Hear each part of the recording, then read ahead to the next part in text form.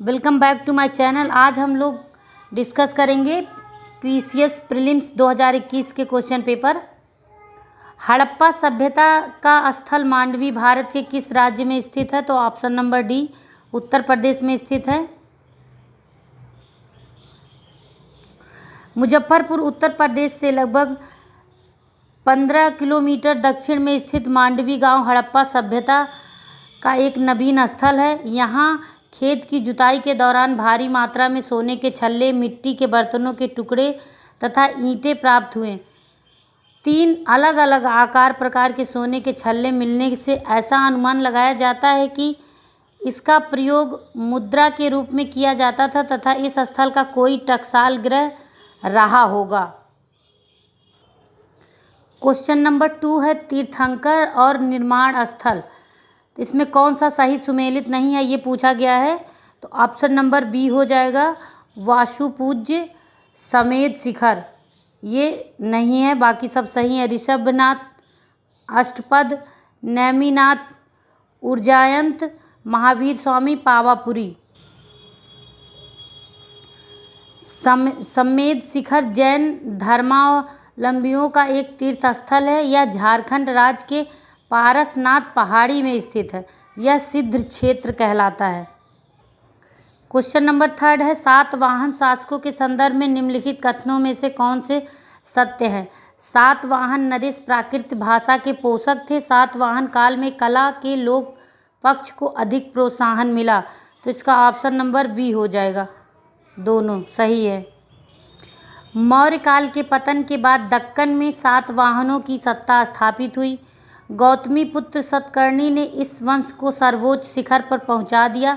सातवाहनों ने प्राकृत भाषा को संरक्षण दिया तथा सातवाहन राजा हल ने प्राकृत भाषा में गाथा सप्तशती की रचना की। सातवाहनों ने स्थापत्य कला, चित्रकला के साथ साथ लोक पक्ष को भी प्रोत्साहित किया। शासक और राज्य से रिलेटेड है। राणा हमीर मेवाड़ से रिलेटेड हैं। राणा चुंडा मारवाड़ से हैं। मलिक राजा फरूखी खानदेश के हैं। मलिक सरवर ख्वाजा जहां, ये मालवा के नहीं, ये जौनपुर के हैं। जौनपुर के हैं। ऑप्शन नंबर डी हो जाएगा, ऑप्शन नंबर डी, यही सुमेलित नहीं है। सूची 1 को सूची 2 से सुमेलित करना है। ग्रंथ और रचयिता।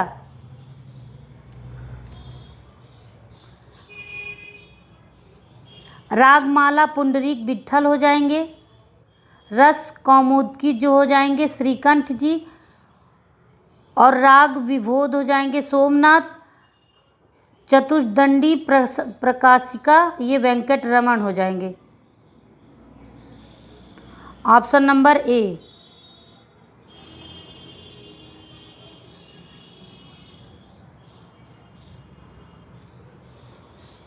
आगे 2 अभिकथन दिए गए, एक अभिकथन है तो दूसरा उसका कारण है। मुगल साम्राज्य मूल रूप से एक सैनिक राज्य था। केंद्रीय शासन व्यवस्था के विकास की प्राण शक्ति उसकी सैनिक शक्ति में पर निर्भर थी। तो इसमें ऑप्शन नंबर बी हो जाएगा। ए और आर दोनों सही हैं और आर ए की सही व्याख्या करता है। मुगल सम्राट सैनिक शक्ति पर आधारित एक केंद्रीयकृत व्यवस्था थी जिसमें नियंत्रण एवं संतुलन का प्रभावी समायोजन किया गया था। मनसबदारी व्यवस्था के माध्यम से सैन्य अधिकारियों पर बेहतर नियंत्रण स्थापित करने का प्रयास किया जाता था। मुगल काल में सैन्य प्रशासक का प्रमुख मीर बख्शी होता था। वह व्यक्तिगत तौर पर घोड़े के दाग तथा सैनिक की उपस्थिति की जांच करता था। अतः प्रश्न में दिए गए अभिकथन की पुष्टि कारण कर रहा, इसलिए दोनों विकल्प सही हैं। क्वेश्चन नंबर 7 फयादुल फवाद नामक पुस्तक शेख निजामुद्दीन औलिया की बातचीत का विवरण है। इसका संकलन किया था तो अमीर हसन सिज्जी ने किया था। Option number A. Fawaidul Fuad नामक पुस्तक जो शेख निजामुद्दीन औलिया की बातचीत का विवरण है, इसका संकलन अमीर हसन सिज्जी ने किया था। निजामुद्दीन औलिया एक महत्वपूर्ण सूफी संत थे जो दिल्ली सल्तनत के 7 महत्वपूर्ण सुल्तानों के शासनकाल से संबद्ध रहे थे। क्वेश्चन नंबर 8 है, राजा रणजीत सिंह ने किस स्थान पर अदालत आला की स्थापना की थी? तो ऑप्शन नंबर बी, लाहौर में। राजा रणजीत सिंह ने किस स्थान पर अदालत आला की स्थापना की थी? तो लाहौर में की थी। Option number B. Raja Ranjit Singh ने लाहौर में अदालत आला की स्थापना की थी। लाहौर में ही तोप निर्माण कारखाना खोला था। रणजीत सिंह की अस्थायी सेना फौज-ए-आईना के नाम से जानी जाती थी, जो उस समय एशिया में दूसरे स्थान पर थी। राजा रणजीत सिंह अमृतसर में स्थित हरमिंदर साहब को स्वर्ण मंदिर में परिवर्तित किया। क्वेश्चन नंबर 9, भारतीय इतिहास के संदर्भ में वाइकोम सत्याग्रह के संबंध में निम्नलिखित कथनों में से कौन से सही हैं? यह अस्पृश्यता और जातिगत भेदभाव के विरुद्ध एक सत्याग्रह था। महात्मा गांधी ने इस सत्याग्रह में भाग लिया था। तो इसका हो जाएगा ऑप्शन नंबर सी, दोनों सत्य हैं। वाइकोम सत्याग्रह 1924 में केरल के त्रिवेणकोर में चलाया गया था।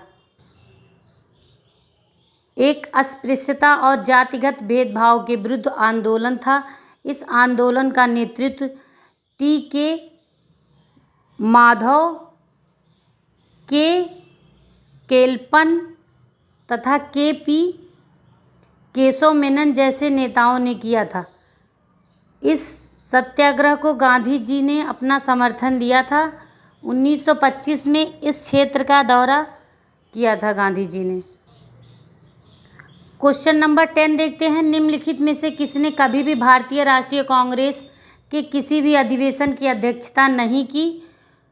तो ये हो जाएगा ऑप्शन नंबर बी, बाल गंगाधर तिलक जी ने कभी भी भारतीय राष्ट्रीय कांग्रेस के अध्यक्ष के अधिवेशन की अध्यक्षता नहीं की।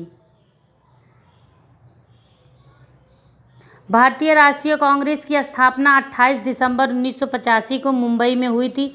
स्थापना के बाद से ही कई महत्वपूर्ण नेताओं ने कांग्रेस के अधिवेशन की अध्यक्षता की, जैसे दादा भाई नौरोजी, गोपाल कृष्ण गोखले, सुरेंद्र नाथ बनर्जी, लाला लाजपत राय, गांधी जी, सुभाष चंद्र बोस आदि बड़े नेताओं में सिर्फ बाल गंगाधर तिलक ने ही भारतीय राष्ट्रीय कांग्रेस के अध्यक्ष की कभी भी अधिवेशन की अध्यक्षता नहीं की थी।